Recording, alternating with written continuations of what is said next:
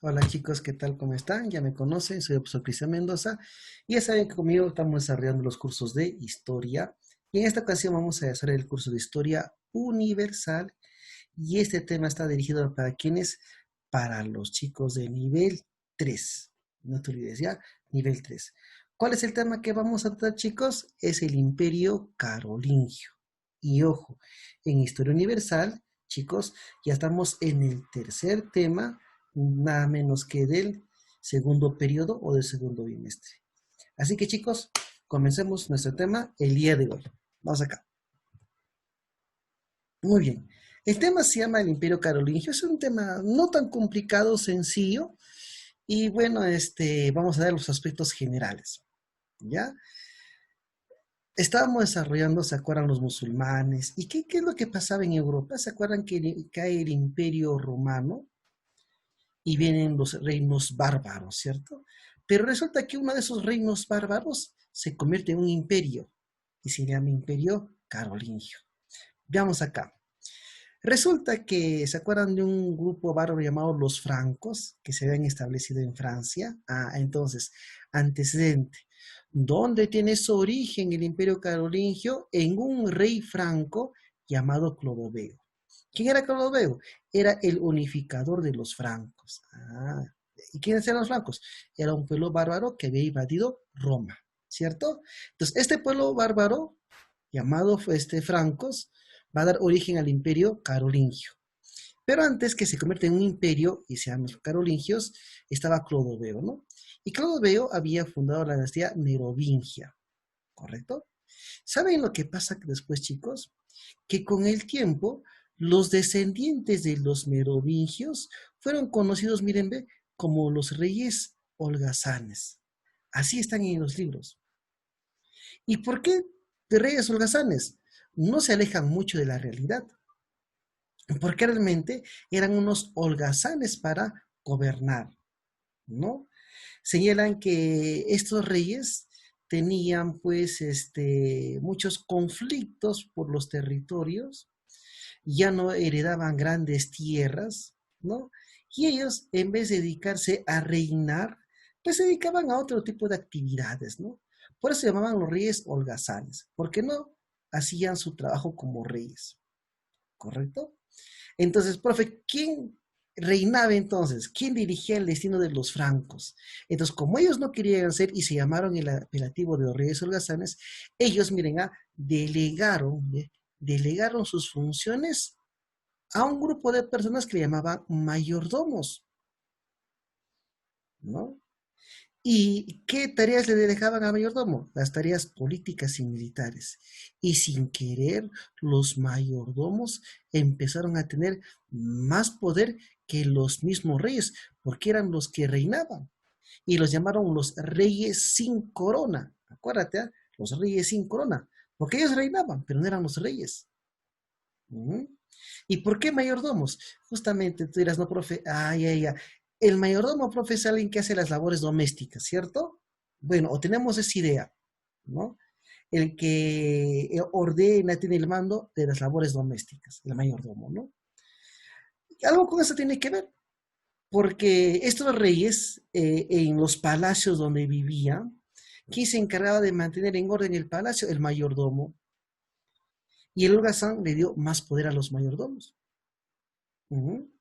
Hasta que hubo un mayordomo de nombre Carlos Martel, ¿ya? ¿Sí? Se llamaba Carlos Martel. Y él era de la dinastía Geristal, era de los carolingios. De ahí viene el término carolingio, ¿ve? Era profe carolingio. Muy bien, ¿ve?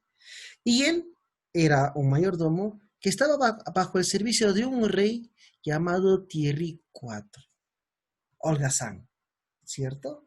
Pero resulta que este Carlos Martel empezó a tener muchísimo poder o aumentar su poder, su popularidad, el respaldo.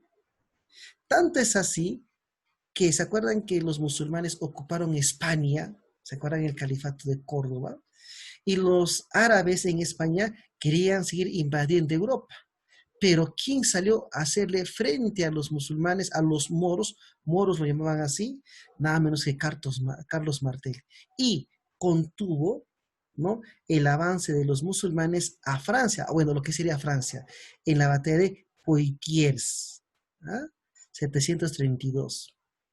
Entonces, en esa batalla se impide que los musulmanes sigan expandiéndose por Europa. ¿Y quién había logrado eso? Carlos Martel, un mayordomo que reinaba. Y a partir de ese momento, Carlos Martel, chicos, empezó a aumentar sus dominios, su privilegio. ¿Mm? Y bueno, Carlos Martel tuvo un hijo llamado Pipino, pero al que más le llamaban como Pipino el Breve. Y él fue mayordomo del último, miren, del último rey holgazán. ¿Y cómo se llamaba? Childerico III se llamaba el último rey holgazán. Como realmente los que reinaban eran los mayordomos, la Iglesia Católica empezó a apoyar a estos mayordomos. Y sugieren, ¿y por qué no destituyen? ¿Por qué no dan, por llamarlo así, un golpe de Estado? No se sublevan contra el rey. Yo te voy a apoyar. Y eso es lo que hace Pipino el Breve. Pipino el Breve derroca, destituye al último rey holgazán, ¿cómo se llama? Childerico III. Y Pipino el Breve va a tener el respaldo de la Iglesia Católica. Y la Iglesia Católica era muy poderosa en ese entonces. ¿Ah? Y este Pipino el Breve, él es el que realmente ya funda la dinastía carolingia. Los carolingios. Ya no estaban los merovingios, los holgazanes, ahora estaban los carolingios, los mayordomos. Y Pipino el Breve, cuando instituye a Childerico III, tuvo el apoyo del Papa Esteban II, ¿no? Y el Papa había respaldado a Pipino el Breve. Ahora escucha bien, ¿ah? Este Pipino el Breve tuvo dos hijos, uno llamado Carlomán y el otro se llamaba tan solamente Carlo, nada más. ¿Ve? Pero el hermano Carlomán fallece llevando una vida monacal en el monasterio y Carlo decide adjuntarse el título de Magno, que se llama Carlo Magno. ¿Te das cuenta? ¿Ve? Y Carlo Magno apoyó a la iglesia, salvó al Papa. Y el Papa estaba en deuda con Carlo Magno para que lo nombren emperador. ¿Ah? Así que el heredero era Carlo, ¿no? Pero ahora Carlo Magno. Carlo Magno y el imperio carolingio, ¿no? Carlo Magno intentó restaurar el imperio romano y tuvo campañas militares para expandir su dominio. ¿Y contra quiénes tuvo que enfrentarse? Contra los sajones, los lombardos y los musulmanes. Y justamente con los lombardos y sajones, este Carlo Magno logra proteger al Papa. Y el Papa se siente en deuda con él. Así que, miren, en la Navidad de 25, en la Navidad del año 800, el Papa León III, en una ceremonia del Papa León III, coronó en el Vaticano, en Roma, a Carlo bajo el título de emperador, ¿ve? Lo nombró emperador. ¿No? Y por eso el imperio carolingio es uno de los imperios más breves, porque ¿cuándo se convierte en imperio? En el año 800 con Carlo Magno. ¿Y cuál fue el objetivo? Expandir su territorio y miren, reconstruir, restituir, ¿no? El imperio o el antiguo imperio romano de Occidente, con ayuda de la Iglesia Católica. Y en ese proceso se encontraba Carlo Magno, ¿no? Su coronación por el rey León III.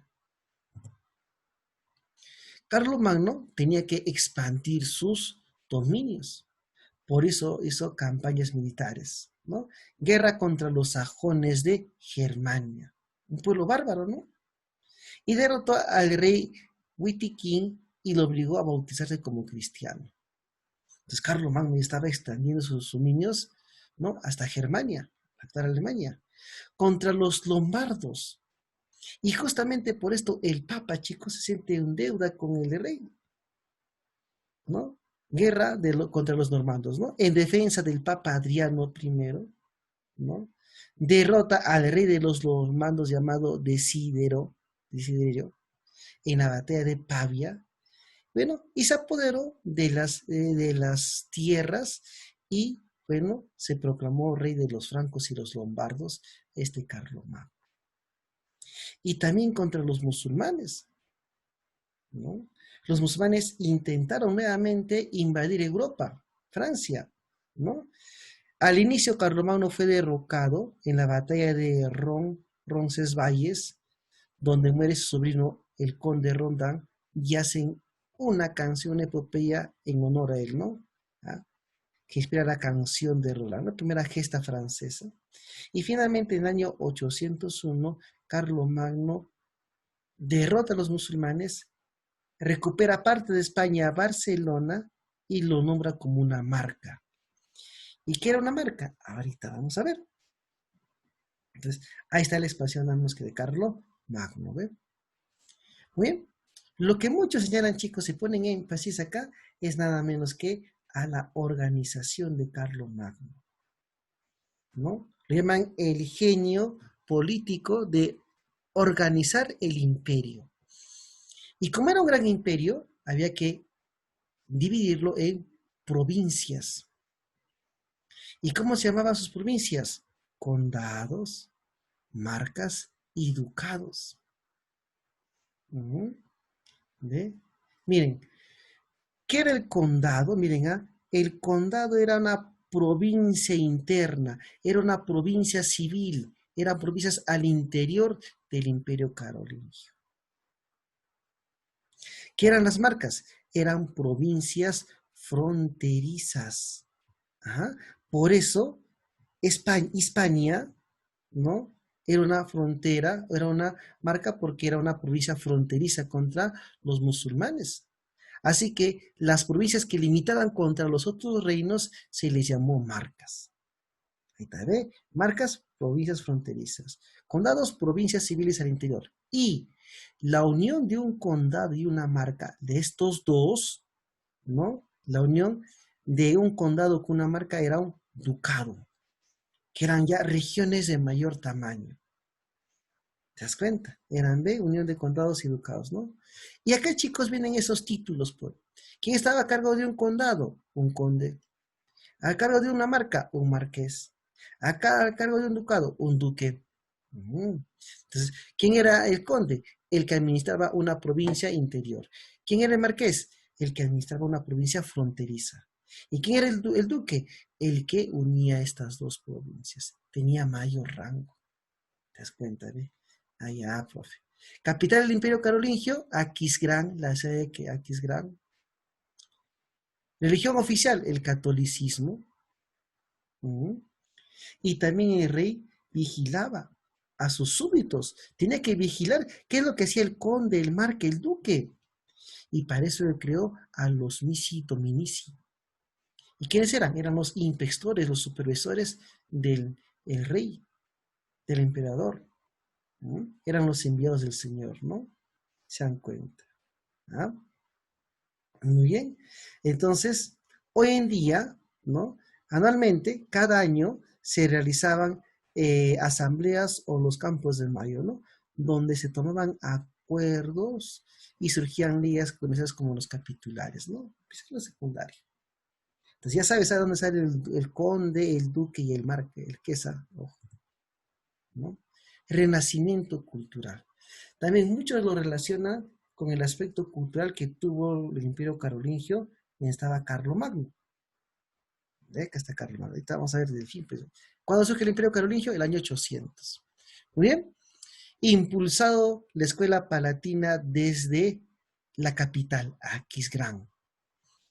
Y uno de los sabios del Renacimiento carolingio fue nada menos que el inglés Alcuino de York, ¿no? Había que impartir el conocimiento. Y en ese entonces el Imperio Carolingio tenía tres tipos de escuela. Las escuelas parroquiales, que se daban en una parroquia, las conventuales, que se daban en un convento, y las catedrálicas, que se daban en una catedral. En ese entonces la Iglesia Católica tenía una fuerte influencia, incidencia. ¿Mm? ¿Ve? ¿Dónde se estudiaba, dónde se educaba el pueblo para aprender a leer, sumar las operaciones básicas? Eran las parroquias, era para el pueblo, el adoctrinamiento de la religión también. Esas eran las parroquias. ¿Qué eran los conventos? ¿A qué va un convento hoy en día? Ahí se están pues, los monjes, a que se formen los futuros sacerdotes, obispos, arzobispos, ¿ve? Escuelas conventales son los monjes, los que iban una vida monacal, ¿ve? Para la formación de sacerdotes, de maestros, ¿no? Entonces, aquellos que querían a pertenecer al clero iban a las escuelas conventuales. Y a las catedralicas iban la nobleza, los funcionarios del Estado, los que iban a gobernar. Había esos tres tipos de escuelas. ¿Y qué se impartía? Las famosas siete artes liberales, el trivium y el quadrivium. Eso se impartía, las siete artes liberales. Trivium, tres, gramática, retórica, dialéctica. Trivium, tres, gramática, retórica, dialéctica. Y el quadrivium, cuatro. Aritmética, geometría, astronomía, música. Es lo que se impartía en el Imperio Carolingio. Miren, chicos, cómo era el Imperio Carolingio. Miren, ¿ve? Antes de su desintegración.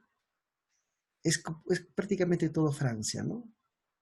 ¿Ve? Acá está el Islam, acá está una marca hispana, ¿no? ¿Qué es la marca? Una provincia fronteriza, ¿no? Por ejemplo, ¿ve?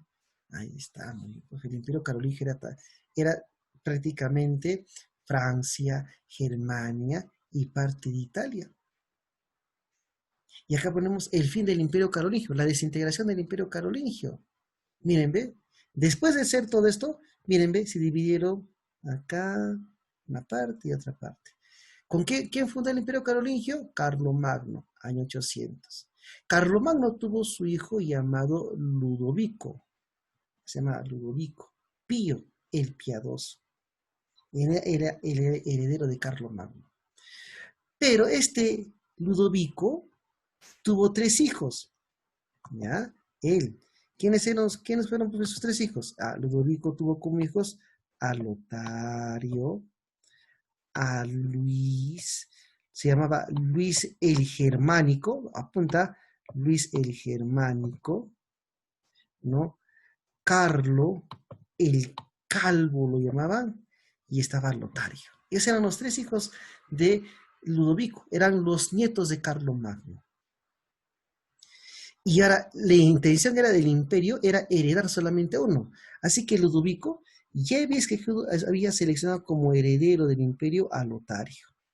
Él era el heredero, el próximo emperador. Pero los otros hermanos no, dijeron no. Dijeron, ¿por qué él? ¿Y por qué nosotros no? ¿Y qué es lo que pasó? Que estos dos hermanos, Carlo el Calvo y Luis el Germánico, le declararon la guerra a su hermano Lotario. Y se inicia una guerra interior. Y finalmente Carlo el Calvo y Luis el Germánico, en la batalla de Fontelieu, acuérdate, batalla de Fontelieu, derrotan a Lotario. Y una vez que es derrotado Lotario, ¿qué se da? La desintegración del Imperio Carolingio, porque estos tres hermanos se dividieron en el Imperio Carolingio. A Luis el Germánico le tocó Germania, esto de acá, ¿ve? La actual Alemania, ¿no? ¿Ve? A Carlos el Calvo, profe, ¿qué le dieron? Lo que sería prácticamente Francia. Francia. Y Lotario, lo que sería Italia. ¿Te das cuenta? Lo dividieron. De ahí tienen los orígenes Francia, Italia, Germania. ¿Y cuándo fue, profe? El año 843. Los dos hermanos derrotaron a Lotario en la batalla de Fontelieu y firmaron el Tratado de Verdún. Y este Tratado de Verdún dividió el Imperio Carolingio ¿en qué? En Germania, en Francia e Italia, para sus tres hijos respectivamente. Y así se puso fin al Imperio Carolingio, no menos o no más de 43 años de existencia. Pregunta, solamente 5, ¿eh? Facilitas. Ubicación del Imperio Carolingio. ¿Dónde se ubica? Europa Occidental, Europa Oriental, no, en Europa Central. Se ubica. ¿Dónde está? Ah, acá está. E identifica la alternativa que no corresponde a Carlos Martel. ¿Te acuerdas? Mayordomo derrotó a los musulmanes en Poitiers, 1732. Derrotó a los lombardos, ya. Disputó el poder a su hermano Carlomagno, no, no. Su hijo de Carlos Martel Pipín el Breve, él tuvo dos hijos, Carlomán y Carlos, no tiene que ver nada acá. No formó parte de los reinos francos, no formó, ¿ah?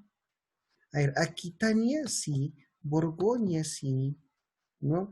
Lotralingia sí, Neustria sí, Austriacia, no, no hay. ¿No? Pues miren, ¿ah? Jefe de la resistencia sajona contra el avance de los francos en las tierras germanas. ¿Quién fue? Desiderio, ¿no? Ahí está. Miren, ¿ah? La concesión de tierras al papado, ¿no? Y la consiguiente creación de los estados pontífices fue dada por quién? Por el fundador, por Carlo Magno. ¿No? Tema más sencillo. Y acuérdate que el día miércoles tenemos evaluación en la tarde y no te olvides que la tarea es la lectura de este tema que se llama Imperio Carolingio. Ya chicos, nos vemos el día miércoles en la tarde.